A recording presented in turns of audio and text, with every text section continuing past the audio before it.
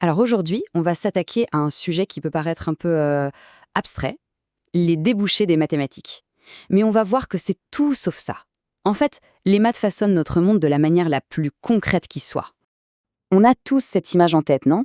Les maths, c'est juste pour trouver x dans une équation. Un truc super complexe, très théorique, réservé à quelques génies, et qui au final ne sert pas à grand-chose dans la vraie vie. Eh bien, il est temps de mettre cette idée au placard. Parce que la réalité, c'est que les maths, c'est bien plus qu'une simple matière à l'école. C'est carrément le moteur de notre monde moderne, le langage qui fait tourner l'innovation, la tech, bref, tout ce qui nous fait avancer. Alors concrètement, comment ça marche ce fameux moteur? Voilà le programme. On va voir ensemble 5 grands domaines. On va commencer par la formation des nouvelles générations. Ensuite, comment on bâtit l'avenir du continent. Puis, on plonge là dans le monde numérique avant de parler d'économie. Et on terminera sur tout l'avenir qui reste à construire. Allez, on commence par la base de tout. Vraiment, le point de départ de n'importe quelle innovation, la transmission du savoir. Et attention, hein, l'éducation, c'est tout sauf une voie de garage. C'est un des piliers les plus importants qui soient. Et là, bien sûr, on pense tout de suite à l'enseignement. Que ce soit comme prof au collège, au lycée, ou même comme chercheur à l'université, l'impact est juste énorme. Parce qu'il ne s'agit pas juste d'apprendre des formules par cœur, hein. La mission, elle est bien plus grande.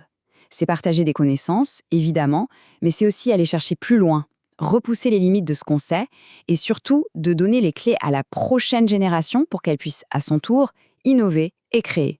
Et cette mission, elle prend une dimension toute particulière sur le continent africain.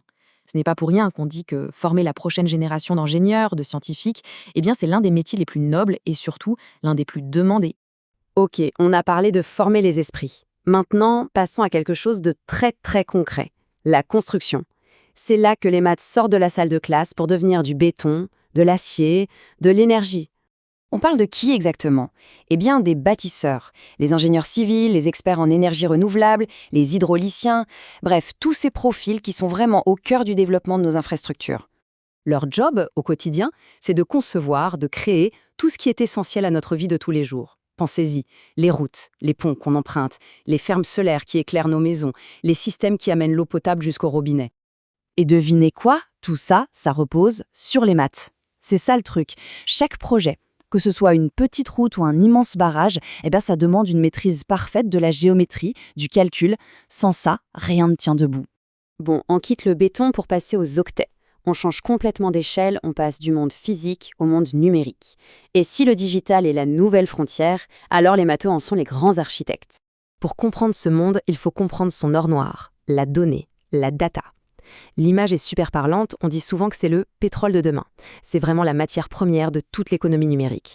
Et pour raffiner ce pétrole, il faut des spécialistes. C'est là qu'interviennent les fameux data scientists, les développeurs d'algorithmes, les experts en cybersécurité, des métiers qui sortent un peu de nulle part. Ils existaient à peine il y a 20 ans et aujourd'hui, tout le monde se les arrache. Leur boulot, c'est quoi? C'est de plonger dans des montagnes de données pour en tirer des infos cruciales. C'est de créer les logiciels, les intelligences artificielles qui font tourner nos applis. Et bien sûr, c'est aussi de nous protéger, de sécuriser tout ce monde numérique. En gros, avec les maths, on devient l'architecte de ce nouveau monde. Et le plus fou, c'est que c'est un passeport pour le monde entier. Ces compétences sont recherchées absolument partout, que ce soit dans les hubs tech africains comme Dakar ou Nairobi, ou dans les grandes capitales comme Paris ou New York. Après le digital, un autre univers où les chiffres sont rois, la finance. C'est simple, si l'argent parlait une langue, ce seraient les mathématiques. Ici, les métiers phares, ce sont actuaires pour les assurances, analystes financiers pour les banques ou encore gestionnaires de risques. Des postes super stratégiques. On pourrait presque dire que ce sont des voyants, mais pour la finance. Ils utilisent des modèles mathématiques hyper poussés pour essayer de prédire comment les marchés vont évoluer, pour évaluer les risques et au final pour aider à maintenir tout le système économique à flot. Et cette expertise, elle vaut de l'or. Ce n'est pas un hasard si toutes les grandes banques et les grandes assurances du continent cherchent activement des mathématiciens. Elles ont besoin de ces cerveaux pour anticiper les marchés et sécuriser l'économie. Bon, on a vu l'éducation, l'ingénierie, le numérique, la finance, pas mal de choses. Et tous ces domaines ont un point commun, ils démarrent avec les maths et ils construisent l'avenir. Alors, qu'est-ce qu'on retient de tout ça? Finalement, tout se résume à ce contraste, la perception face à la réalité. On a longtemps cru que faire des maths, c'était s'enfermer dans un bouquin, s'isoler. Mais la réalité aujourd'hui, c'est que ça ouvre absolument toutes les portes. L'idée, c'est donc de passer à l'action, arrêter de tâtonner dans le noir et devenir la personne qui, au contraire, allume la lumière et éclaire le chemin. Pour conclure, on pourrait dire que l'avenir, c'est une grande équation. Elle est complexe, pleine de défis, c'est sûr, mais les maths, ce n'est pas juste pour la regarder. C'est l'outil qu'il faut pour la résoudre.